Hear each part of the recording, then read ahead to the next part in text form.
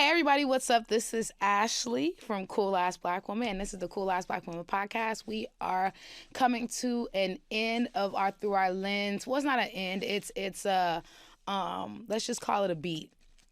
And we're shifting after the last few of our episodes. We're actually gonna shift into a different space, but still do podcasts, but a different topic. So I want to thank you all for being here. But welcome. Today we have I've actually opened up the space in a way that I've never actually opened up the space before. I actually have one of my family members here. Her name is Tye Grays. Right? Tye. Tye. You're gonna call her Tye. Cause Tyrese. Okay. Cause that's what my Aunt B would say. But yes, I have my cousin here. I felt that she has had a phenomenal life, and through her lens, she has a lot to tell. She's released a book called Wounds to Wisdom, and there are multiple authors in the book, which I thought was pretty dope, that you even allowed other people to share their story while you're trying to share your story, because you were not selfish, you were very selfless. And the people need to know who you are. Because you was outside when you was young.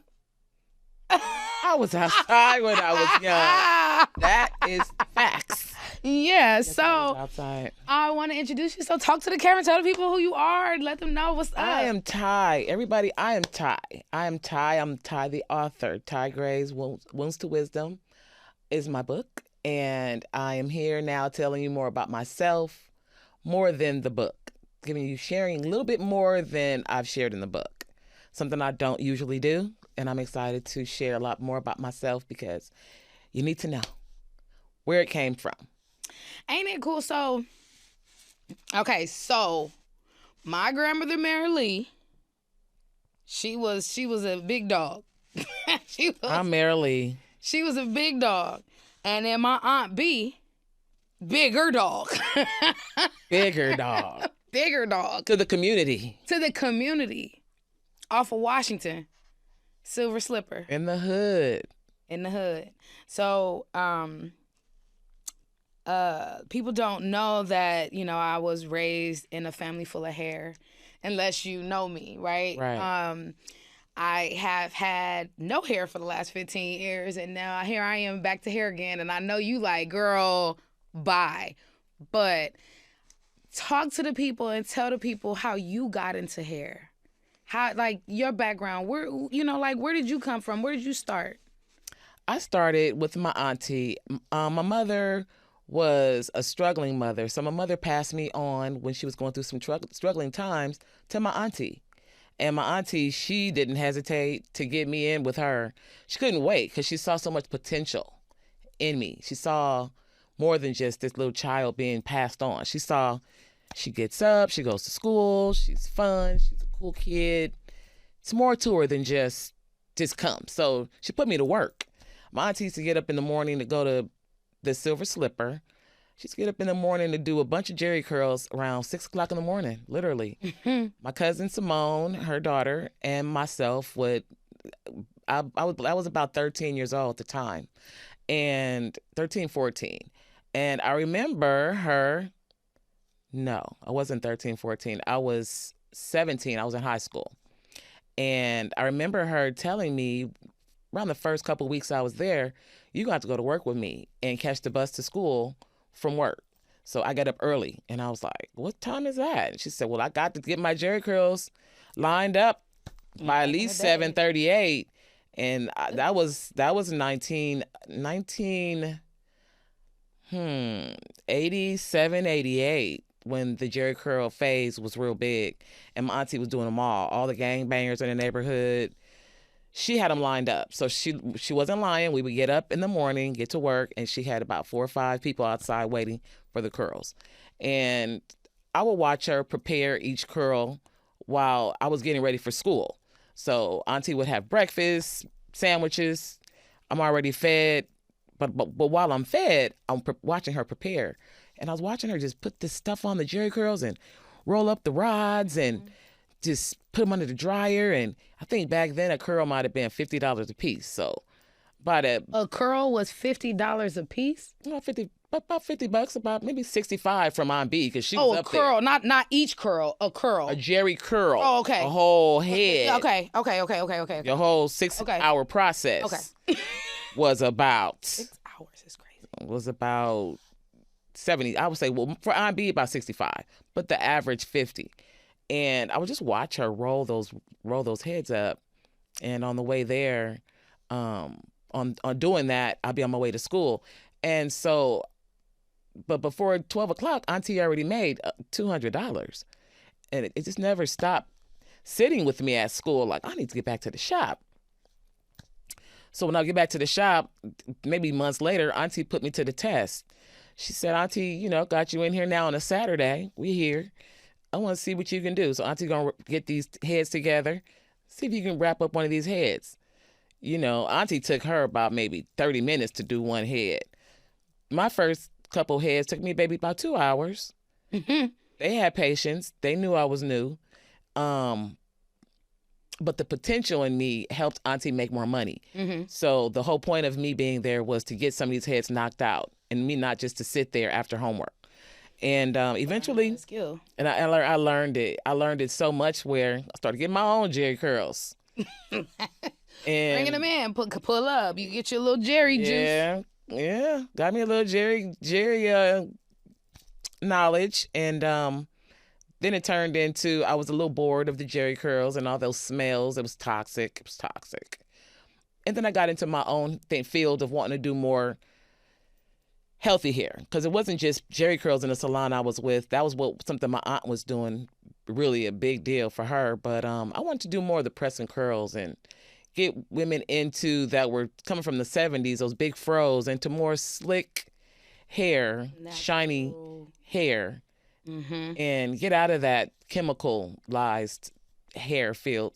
And it turned me more into, I would do my friends' hair at home. So I got some skills from a lot of stylists that worked in my auntie's salon. My auntie had literally about 12 booths. So Aunt B was busy. She had about 12 booths. What do you mean? Like at the same shop or at?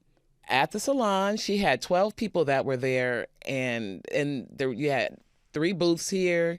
You had 3 booths here. You had another set of booths here. You had 2 rooms in the back. Oh yeah, yeah. So, I remember that. Yeah. Auntie had space. She had stylists. She had a lot. She had a lot going on, and she always made sure that in the midst of all that, she would teach.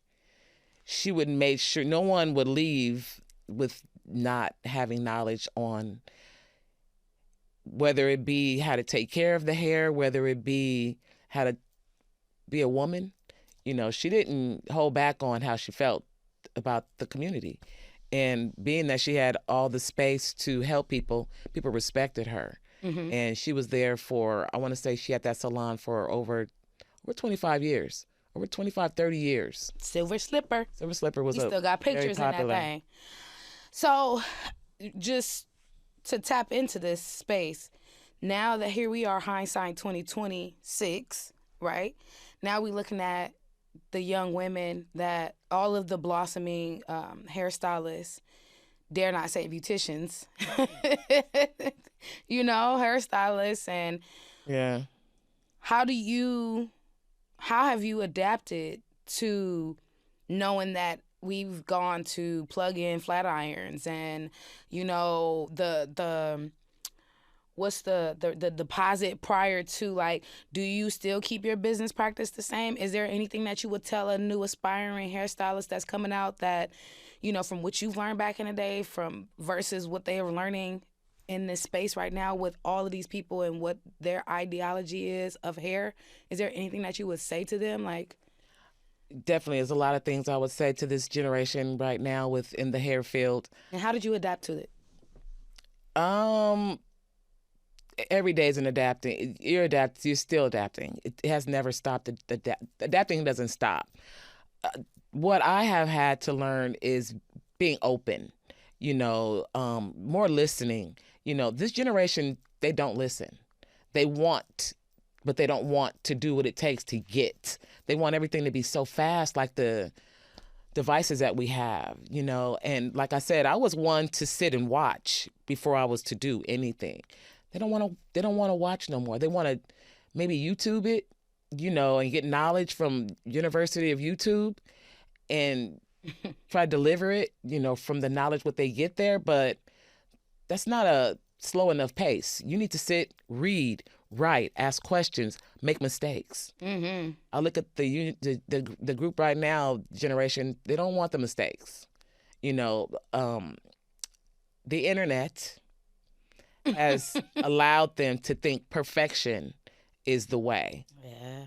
And Yeah. you know, I had to bump my head. I didn't get internet to make Right. things go the way. I had to fall, stumble, crumble, go to the encyclopedia. You know, I didn't have a touch button. I had to go ask questions. I had to stumble. I had to fail. And failing is okay. Mm-hmm. Mm-hmm. And, you know, Yeah, they don't feel like they can fail.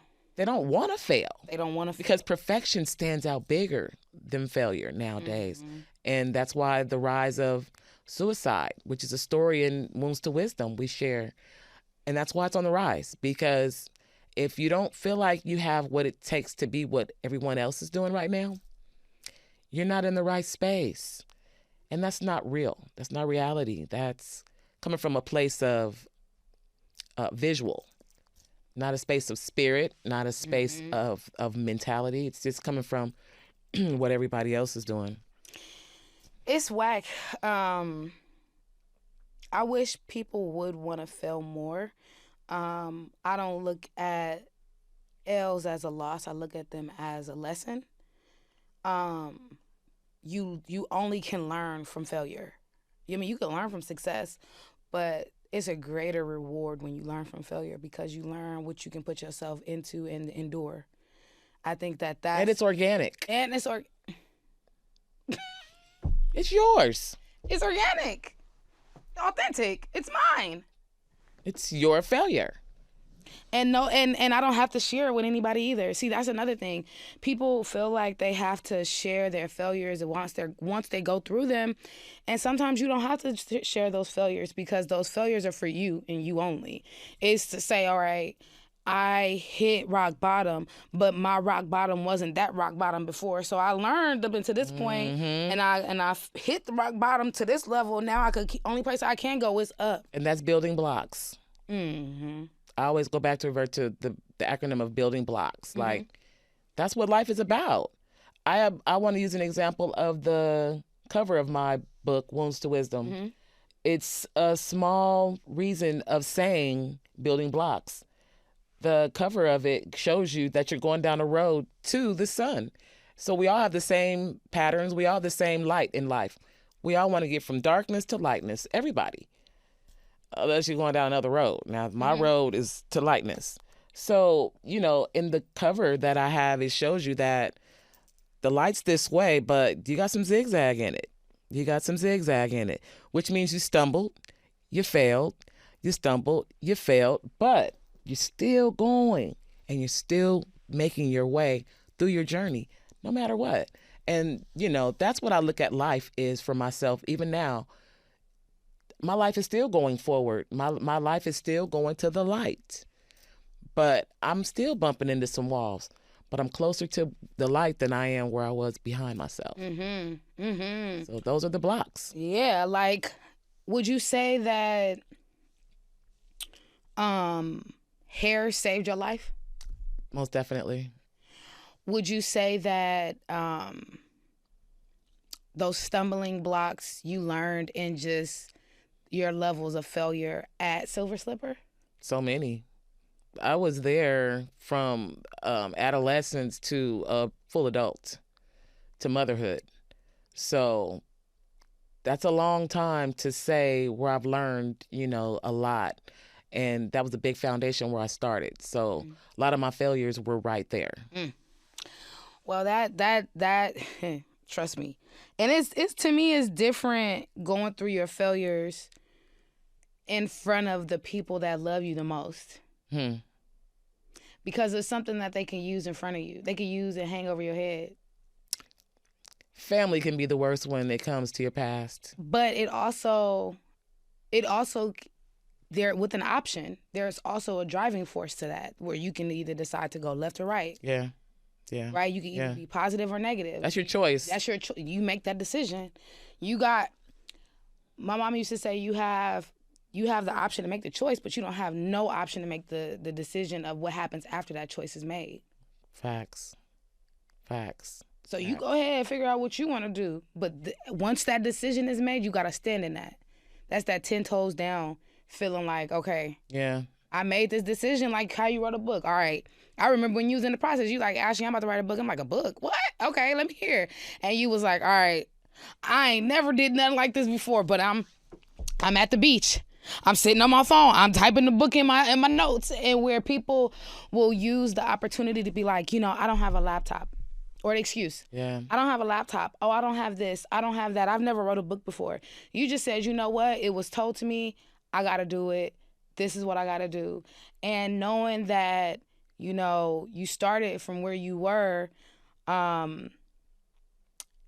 it's a beautiful thing. And you had mentioned having a child. One of the biggest, you have the most impactful story in my life. Wow. Yeah.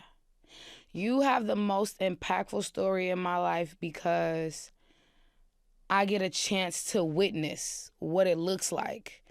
I get a chance to speak to someone who has been through heavy trauma.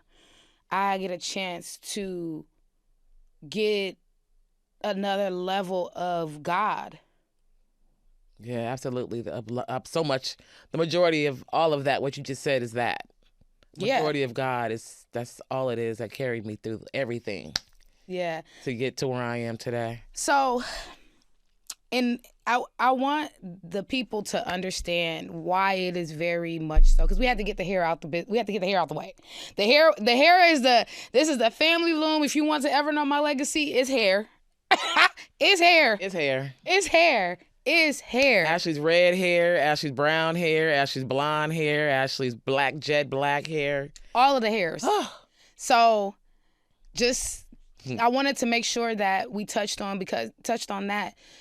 Tyrese has multiple careers, right? And that was one of them. But the story that we're going to embark into right now, I want you to get comfortable. I want everybody else to get comfortable because it's one of those stories to where it's like jarring.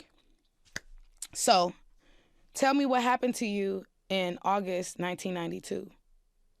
August 1992. So my son was born in August 1992. My first time having a baby and, all excited about having my first child. All my friends had babies. So I was like, I'm ready to do it too, come out of this hair thing and do something new. And my story didn't come out like I wanted and expected. My story came out with a little trauma at the beginning. And I'll just start to say, it taught me a lot as an adult and how to be a mother, on my soft side. But the beginning of my story, how he was born, it's a regular moment where I was going to go out, have a date with my man, and on the way there, we were going to go to the movies, and we decided to jump in the car, spontaneous moment. One of my friends wanted to go, so we're going to go to her house and go pick her up. And on the way there, we grabbed some gas. I looked at the gas tank and noticed that we didn't have any gas. I had full belly. I ate, had a nice full belly, and I was just kind of like, oh, babe, let's get some gas. Well, he liked to drive on no gas, and I couldn't stand that. I'm always in control of some gas, like, even though our gas prices are crazy. $1 million. Different now. Back then, that gas was now you was ready to $175. Right, you was ready to throw the gas. Here, baby. I'm not putting it out now. Go get some gas. Right, go figure it out and then come get me. If the tables was turned, that's how this story would go. But no, I was on the gas tank. Told babe going down Crenshaw. We were going down Crenshaw. Mm-hmm. And hit the corner, and I was like, let's just grab some gas. So we get some gas, What and street are you on? we was on Crenshaw, And the gas station. the Shell station, Mm. literally not far from where Nipsey Hussle's was. I hate to say this story about Nipsey, but down the street from where it happened to him. Mm-hmm. And it was shocking because, well, let me tell you more what happened. And so we're getting gas. We pull up, and we notice some weird stuff while he's pumping the gas. My baby's father was pumping gas.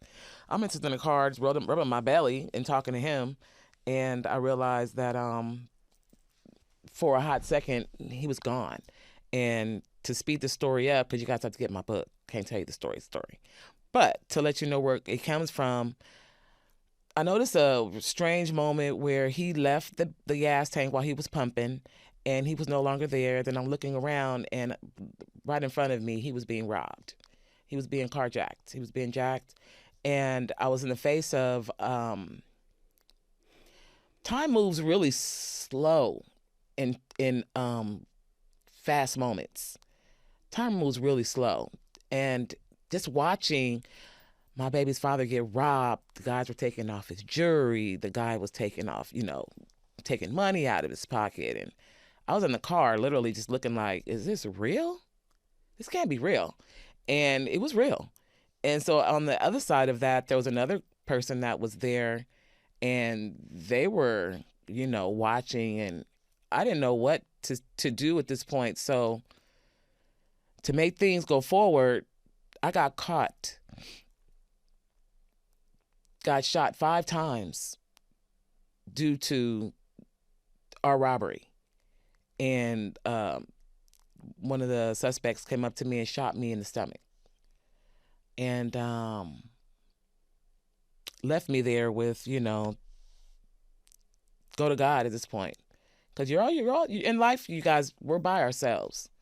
At the end of the day, you can be married, you can be engaged, you can be single, whatever it is, you're by yourself. You have God. God is always there. So when that moment hit me, immediately I was just like, this is between me and God. And I just took that blow to my stomach, grabbed it, started breathing, and that's when the moments come where, am I going to survive this? And so. How many months were you? I was 6.5 months pregnant.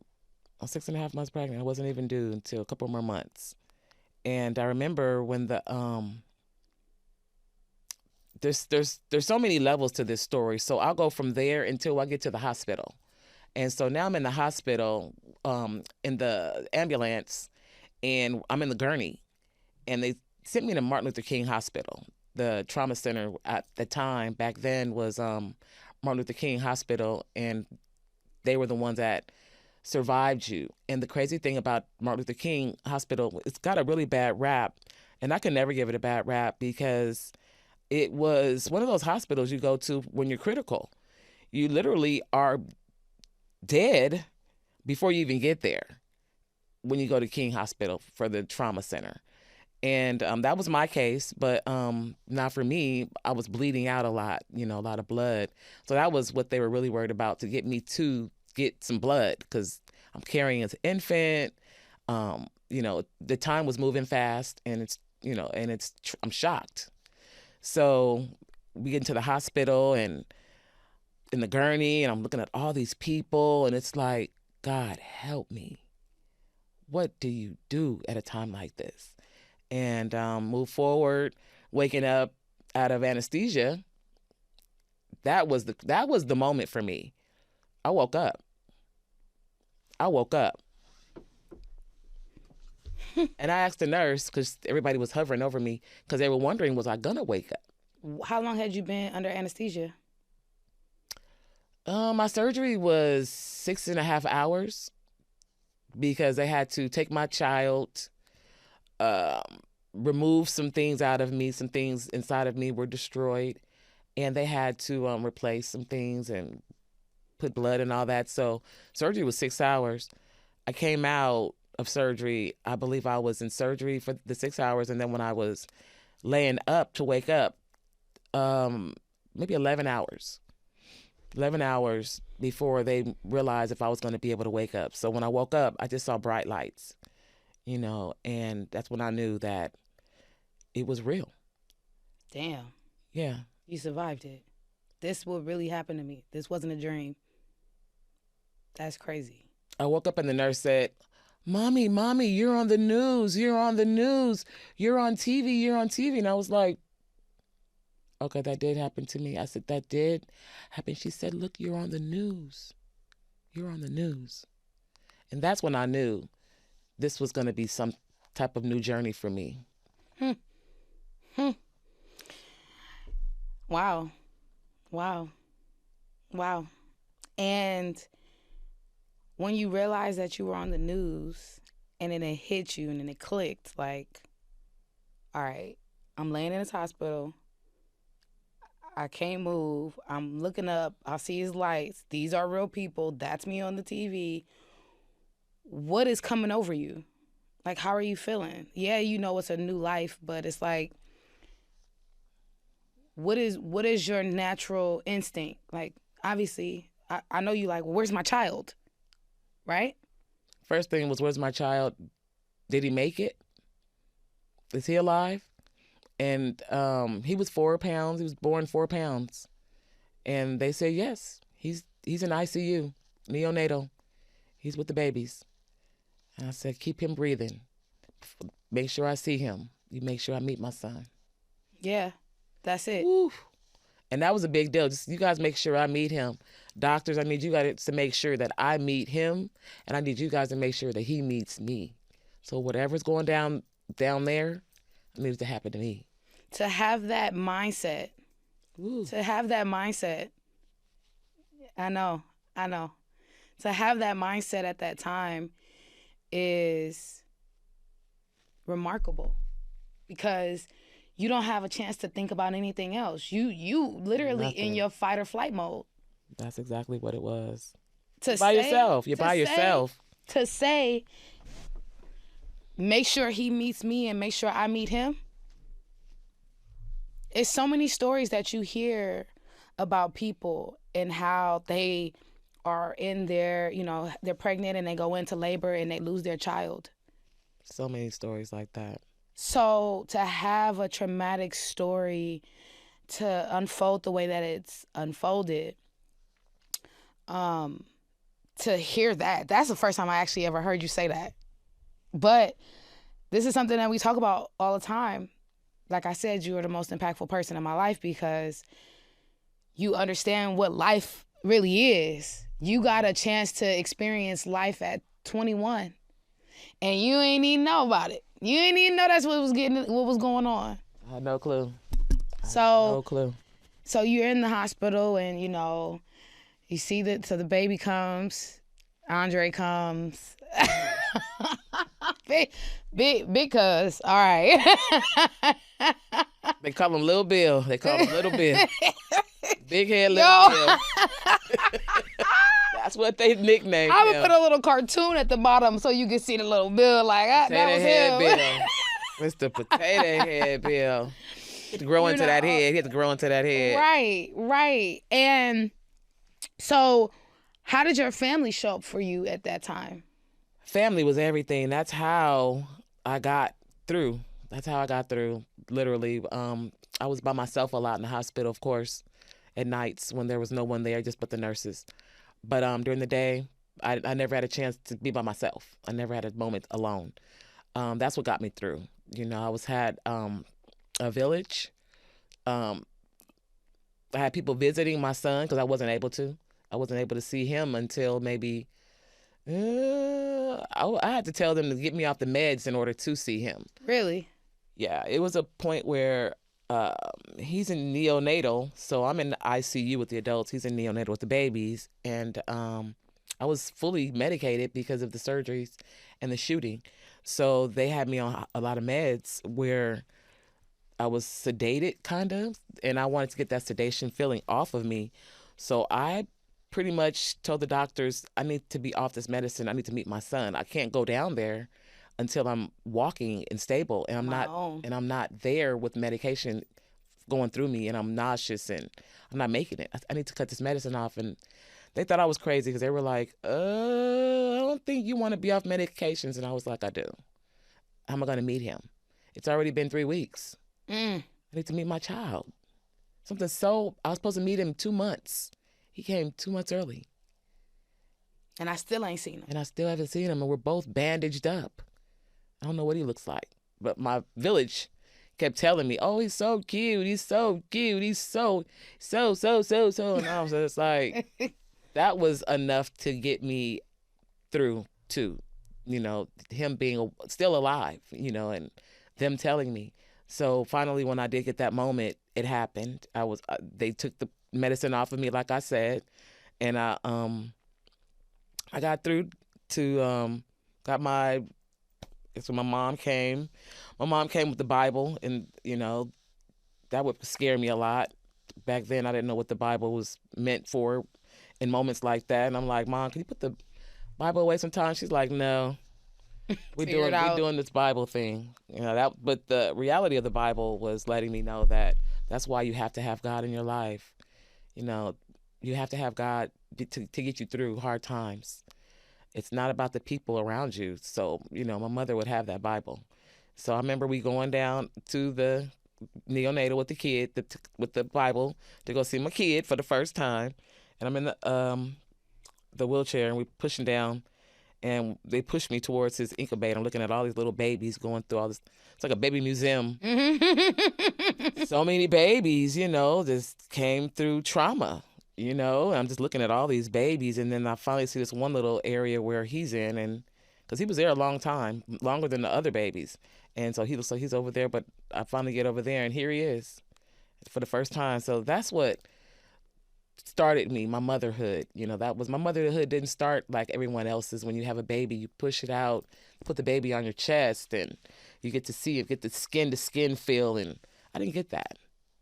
I had weary for maybe, you asked me how long was it. I want to say about 6 weeks before I saw him. Knowing that you had a child in the same building, and it took you 6 weeks to see him because you had to get better. Wow. He couldn't come see me. I had to go see him. So you didn't have no choice but to get better. Let's cut off these tubes, these pills.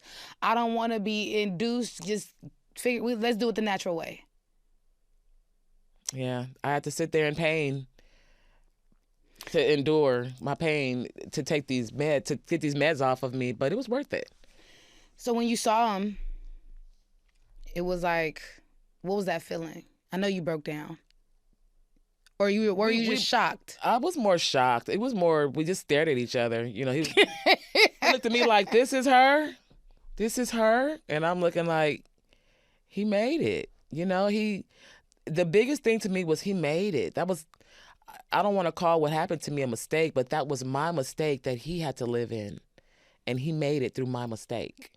He made it. So and not to veer off this conversation, but if you want more, you got to go get the book, Wounds to Wisdom. You feel me? Because it's all of that in there. But do you believe that your kids reap your past karma? Generational karma? Do you believe that? I don't believe that. Okay. Because I know you just said like this was my mistake. So I don't think it was him living your mistake then. I think it's more of like this was the process of the life of you didn't have no choice, where we sit back and we try to figure out, we talk about this all the time. Oh, I want my life to be like this, and I want it to go this way, and I want it to happen like this. It's like that was that moment you had to realize, like, hey, I ain't got no control over this. Yeah, that's exactly how that had to happen. There was no control. I learned. That's where my learning started. That's where that journey began. I have so many journeys, but with that journey, just learning how to be a calm, receptive, open-minded young adult, because I was in my 20s. I was 21. And I was faced with adversity, with death, with experiences no one's ever experienced, and I was alone. I didn't have any peers none of my friends, none of my relatives experienced anything that I'm talking about right now. None of them. I did it on my own. That's why I'm saying you're by yourself out here. I know I'm anointed, so my anointing got me through. That's, I was forced to go to church when I was 9, 10, 11. I didn't want to go a lot, but I was forced. A lot of those forced moments came about during my trauma. Why I was forced to go to church. My mother wasn't there. I was there. She made sure I was there. It came about as I started growing into this motherhood with this kid. Like, it's just me and you. And this is what we got to do. We can't look at the outside world of it. So I had to create this space for my son and myself as he grew. We all know he was born from Crenshaw trauma. And we all know what LA is about, Crenshaw. Mm-hmm. So many things happen on Crenshaw. So I had to raise this black boy from on these streets where he was centered from. And do my best, because these streets will swallow him and us all up if you don't send your child out there with some productive way of living. Mm-hmm. So I sent him out there, and thank God he made it. As a grown man, he made it. How old is he now? 33. 33. Okay, Jesus years. Jesus years. And he's a man of God and loves God. So that's what the blessing is. Put your kids in church. Don't hesitate about putting your kids in church.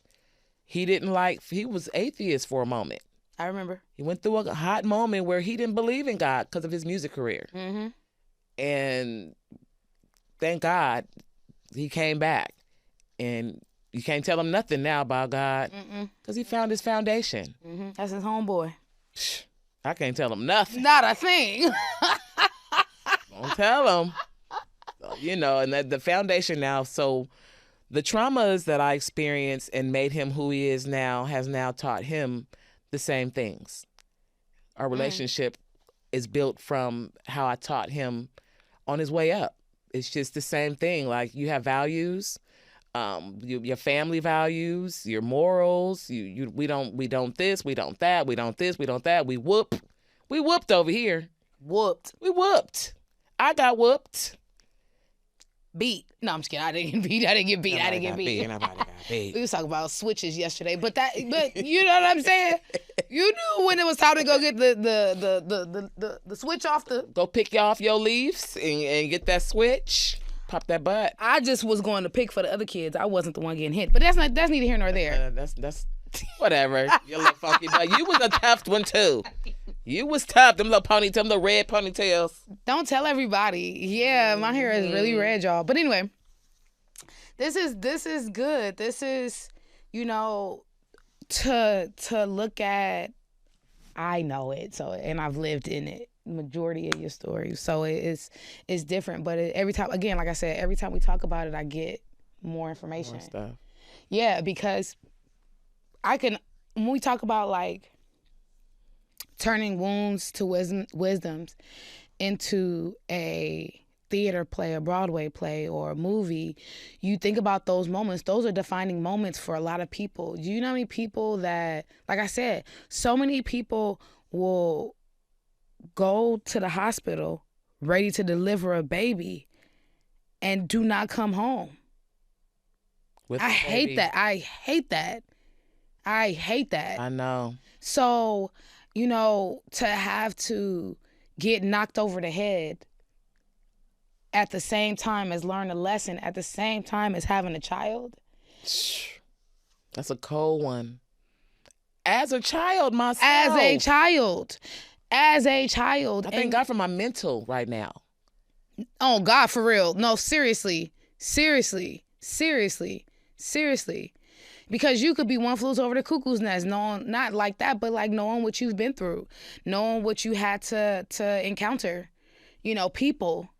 people, other traumatic moments, losing people, going through things, houses, businesses, clients. There are so many different things that you can attest to. But what I will say is that, and I'm sure you can agree with this, once you go through something so great like that, nothing else can really break you. Nada. Nada. Nothing. Nothing. Nothing. Nothing. You just learn how to deal with it. Yes. Those other things and how they come in. And when do you take a pause and say, hey, where's Ashley or where's Tye? Where am I at this time? And do I have enough bandwidth within myself to even show up? Yeah.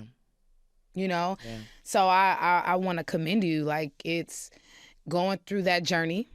Like you said, still having a sound mind, in the hair business, writing a book, raising an amazing son who's an entrepreneur, who's, gone to school for web design and all of the things, just knowing that he's trying, immersed himself in the spaces where none of us would have. Like, you have to find your way. Yay, listen. And I will say, like, again, watching him navigate his life, you can see God's hand all over him. You can. I'm telling you, the biggest impact. I'm watching what it can look like, or what it looks like, when God is like, no, what you want is what I want. And this is what I want. So if you had any advice to tell other people, not yourself, but other people that are in these, because we've had conversations like this, but in these toxic ass relationships that's dealing with these knucklehead men, boys that want to be big dog, all of the things around the city, like, what is some advice that you would share to that girl, that 25, 28-year-old woman, even though you were 21, but hindsight, what would you share? Because we okay with anything nowadays. I definitely would share with this generation of young girls dealing with these knuckleheads and doodots. I would share. It just sounded good. Doodots. I like the doodots. Okay, cool. Doodots. I want to just share that for you guys, just know that if you do not love on yourself, nothing else really matters. If you don't take care of yourself, and we want these men to come a certain way, but what are you doing to yourself to get that type? Are you working on yourself? We all have problems. We all have traumas. We all have extreme things we've experienced. Are you going to be able to be with someone with your experiences? The only way that's going to happen is you self-care. Care about yourself. Massage. Air. By yourself. Spend time alone. Alone time. I'm glad you said that, because I was definitely going to ask you, like, what are some steps? And you just said the steps. Alone time. Massages. Meditation. Hot yoga. Running at the gym. Sound bath. Working out. That's another journey that I definitely can say that got me through to even getting to the journey of writing my book. Talk about it. Working out is something that only you master that class. That's a fact. Only you master that class. That's a big class. It's a PhD to it as well. It's a whole studying system to the working out. But one thing that I got from working out, I've been on the journey of working out now with my trainer, Anthony Cephas, best trainer ever. Shout out to you, Anthony. Shout out to AC. I want to definitely say that I used a lot of teaching from being worked out to strengthening not only my body, but my brain, my mind, my soul. Your mental, your everything. Working out takes you away from, again, that's why I'm telling the girls about self-care. Working out is self-care. You're not only working on yourself, you're working on your mind. You're working on your future. You're working on right now. Like, there's no set date for your journey of working out.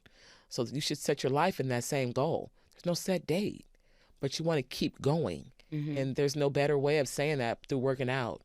That the 9 years of me working out with AC has definitely opened up my mind and expanded me to knowing that there's more. It's been 9 years. The twins' birthday, they were pregnant when I was first met him. So I used their date, and they'll be 10. So yeah. Wow. Yeah, it's been 10. And I get a lot of that from my dad's death. My dad's death brought me to working out. So that's another journey I have to go through. My dad's death brought me into working out. His illness made me feel like I'm never going to have the ability to be sick like that. In order for me to get that to myself, work out. You can't get diabetes taking care of yourself, making sure you don't get diabetes. You only get it if you don't care. And so that's where self-care comes in. You got to care. You got to care. You got to care. So everybody don't care. You walking around eating Doritos and chips and Snickers. That means you don't care. Like a Snickers a year, maybe 2 or 3 a year, good. But come on, we making that a yeah, like that's an everyday little swooch woo, the doobie dots. That's how you get a do dot. Eat Doritos, not caring. Eat Snickers, not caring. Drinking soda, not caring. Not caring. But no, I think self-care is the biggest thing, especially when you don't know what direction to take. You need something to take that energy off on, and being able to have that outlet is so necessary. So you said that, you know, it's helped you get to having a better mindset and writing your book and being able to kind of navigate your life. So how has working out helped you get into or guided you into therapy, or has it? Has working out guided me into therapy? Like having that mental. Oh, absolutely. That's another further part of the journey. Now I'm in therapy after since 1993 was my last therapist session, and my new therapist was so surprised to hear me say that. I got through all these years without going to any therapy. Was different, but I would say that the therapy has now, it's a journey. That journey has come. I had to believe back in myself. I had to believe into myself again. And, you know, no, everybody, you know, I don't know what's wrong with Black people, but we just don't feel like therapy is it. I've been wanting to go, but it's just hard to find one. I think that might be the issue with us, is that we don't know which therapist who is going to give you the right and listen for real. Yeah, we're so judgmental, you know. It doesn't have to worry about. My thing was I wanted them to be strong enough to understand my needs, because you have to have a need when you go to therapy. You don't just go in there just floating. And my need was to get my anxieties and things off of me, you know, little things. And I didn't have a purpose of going. I didn't feel like, oh, I'm just dying, I need to go to therapy. I didn't know what to go through. I didn't know what to go for. But working out opened me up to knowing that there's more. And more is therapy. Working out is therapy. I had a tendon that was messed up. I had a torn rotator cuff during my sessions of working out, and I had to go to therapy. Going to therapists made me want to go to a head doctor. It's just like each process led me to another process. So working out caused me a little injury. Got the injury fixed, going to therapy, going to, physical therapy. And going to physical therapy led me into mental therapy. Yeah. It's a journey. And that's why I'm saying it's still going for me. It's still an ongoing thing. I just want to point out that you had a torn, what you call it? Rotator cuff. Cuff. And you were still doing hair. Working out too. I never stopped working out, never stopped working. Yeah. That's what hard work looks like, y'all. That's what it looks like. But no, that is, again, you not stopping. You still going. I show up. And not for other people, for yourself. I show up for other people and myself. Yeah. But this is about you. You really showing up for yourself. And you have for years. And I don't know if you've really realized that. I don't. How much you've shown up for yourself. But you show up for other people too, because I mean, I'm one of them, right? And everybody else, the host of other people that you show up for, right? Like, you show up and you don't have to. And I want to speak for all of us and say thank you for that. You know, there are times where we all have these moments where we can't feel like we can go to our parents or aunties or cousins and them. And I know that I can say, all right, Tye, what you think about this? Like, what's up? Like, da-da-da-da-da. Or vice versa. Now you gotten to a point to where you can say, okay, well, Ashley, listen to this situation. Now I need you. Yeah. Now I need you. We met each other. Yeah. Yeah. We met each other. Yeah. And you like, all right, listen to the situation. Tell me what your thoughts are. And I'm like, all right, X, Y, and Z, but take the high road. You got me through some amazing situations, too, to just feed back on that. Some big moments in my life have been passed by through talking to AC, like AG, like. Really? What? Ashley, you are older than you really are. I do believe that. You definitely are my little big cousin. Definitely are bigger than your accolades, your growth, your stepping stones, your stuff that you do has definitely showed me I better catch up or follow suit. One or the other. You ain't gonna leave me behind. I'm coming with you. And we've done this many holidays. We've taken our walks after eating, our skates. Yeah. Growth. Yeah. I mean, there's been a lot of things that have happened in my life that I don't share. And I probably won't share on camera. I'll probably maybe one day have a book, but there's been so many different things that I had to become wiser. Absolutely.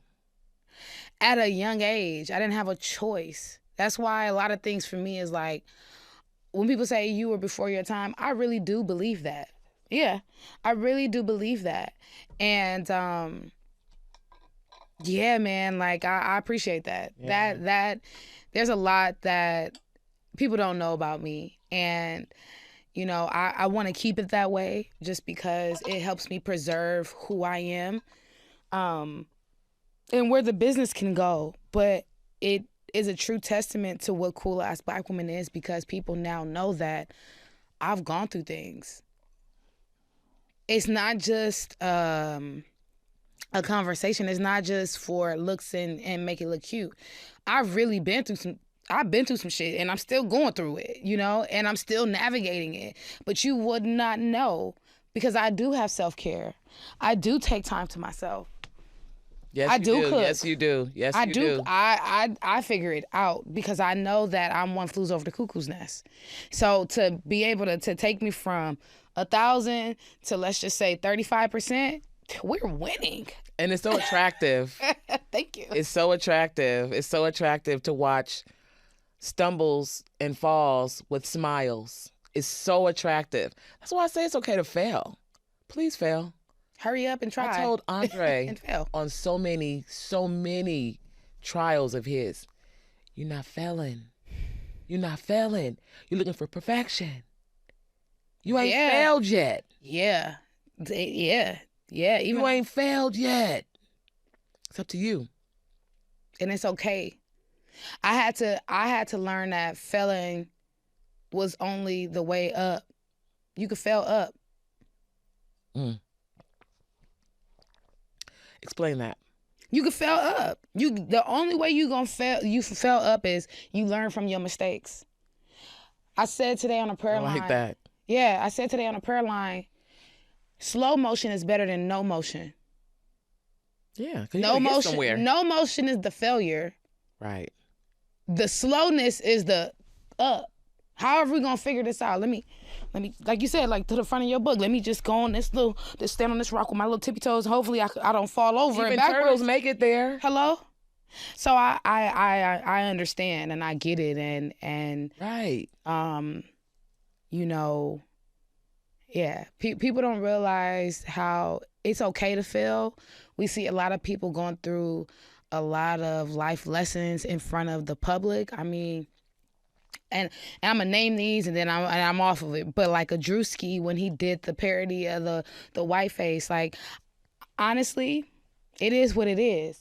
But he had to learn. That is a huge lesson for him that he's gonna have to learn from. And now he's gonna be able to tell the next generation on what to do and what not to do. Now, I don't have no stake in the game when it comes to what he did. Did I think it was funny? Absolutely. Now, are there people out there that look like that? Absolutely. Did he mock that one lady? Probably not. Right? But at the end of the day, when it's all said and done, it's all it's comedy. It's comedic. It's comedic banter and all of the things. So, there's lessons in certain ways and just in certain things that people don't realize that you learn. You learn from those things, but you gotta go through them. You put your hand in the fire, you're gonna get burned. That's why I say you're by yourself. By yourself. You're by yourself. Yeah.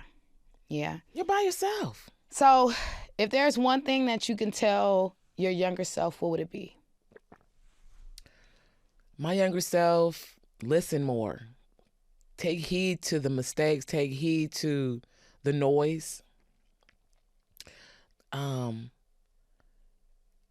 show up. Show up. Even in fear, if there's something ahead of you you're not sure of, make sure you show up. Mm-hmm. There's going to be something behind that wall you're afraid to walk in. Mm-hmm. Something bigger than you think. Mm-hmm. And that's what showing up does. You find out. Yeah. Yeah. You cast your net in the middle of the sea. You drop it down there and what come up? That's what the Lord said. Treasure. All right. Well, I want to thank you for being here on the podcast. I think that it speaks volume to your growth. It is shifting. It's life shifting for some. People are going to learn from this. People are going to want to know more. And y'all better go buy this book. Wounds to Wisdom, where can they find it? You can find Wounds to Wisdom. You can find Barnes & Nobles, Amazon, in the trunk of the car, on Instagram, on the website. I mean, you was taking too long. It's everywhere. It's everywhere. It's everywhere. It's in bookstores. It's Amazon. It's everywhere. It's everywhere. It's everywhere. She got a nice wholesome picture on the back. You feel me? That's her. That's you. Book, Tye. You can go to Wounds to Wisdom on Instagram. Let me tell you how the Lord works.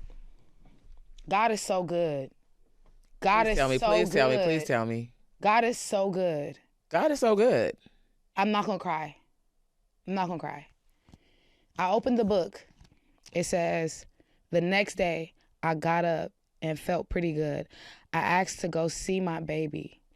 So they checked with my doctor and he okayed me to go see my child downstairs. They ordered me a wheelchair because there's nothing about what you're saying that's a lie. Oh, no, you did not open the page to this. I swear to God. That's why I said I'm not going to cry. I'm not. That's deep. They ordered me a wheelchair and prepared to take me down. I was so happy this day. I could finally see whom I gave birth to. And I'm going to leave it there. Go get the book. Wow. How'd you open the book to that I don't know. like that? It's not me. Come through, Father. It's not me. Come through, Father. So, go buy the book. Thank you for sharing this time with me and my cousin Tye. I always ended off with the Dear Ashley segment. And I think for me today is, Dear Ashley, embrace the testimony. Embrace what it feels like to go through the journey and share it. Sometimes you just want to hold it inside and not share it with others. But when you realize that what you've gone through is somebody else's journey and you don't know how you can help them, and just opening your mouth and speaking, is why not share the testimony? And with that, I love you guys. Go check out Cool Ass Black Woman. Go buy a sweatshirt and holla at me. Cool Ass Black Woman on Instagram. Cool Ass Black Woman website. Bye.